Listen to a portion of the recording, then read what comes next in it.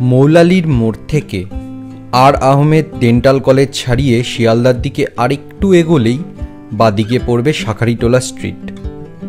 সেই রাস্তায় গিয়ে মিশেছে আরেক রাস্তায়, যার ওপর 15 নম্বর এই বাড়িতে দীর্ঘদিন বাস করেছেন 19 শতকের বিশিষ্ট চিকিৎসক শ্রী মহেন্দ্রলাল সরকার। তার নামেই এখন এই রাস্তার নাম। অত্যন্ত দৃঢ়চেতা জাতীয়তাবাদী এই মানুষটি ছিলেন ব্রিটিশ ভারতে বিজ্ঞান ও প্রযুক্তি শিক্ষা ও চর্চার অন্যতম পথিকৃৎ। 1863 সালে তিনি দ্বিতীয় ভারতীয় হিসেবে এমডি ডিগ্রি লাভ করেন। যদিও পরবর্তীতে রাজেন্দ্রচন্দ্র দত্তের প্রভাবে হোমিওপ্যাথি চিকিৎসার প্রতি প্রবল অনুরক্ত হয়ে পড়েছিলেন।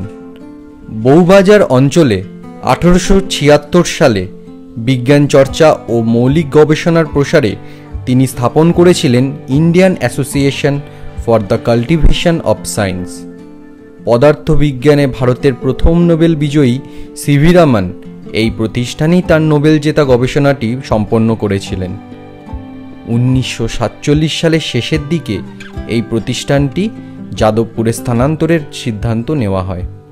ডাক্তার সরকারের বাড়ির সামনে থাকা ফলকটা থেকে জানা যায় বাংলার 1292 সালে মানে ইংরেজির 1885 সালের কোনো এক সময় শ্রীরামকৃষ্ণের পা পড়েছিল এ বাড়িতে।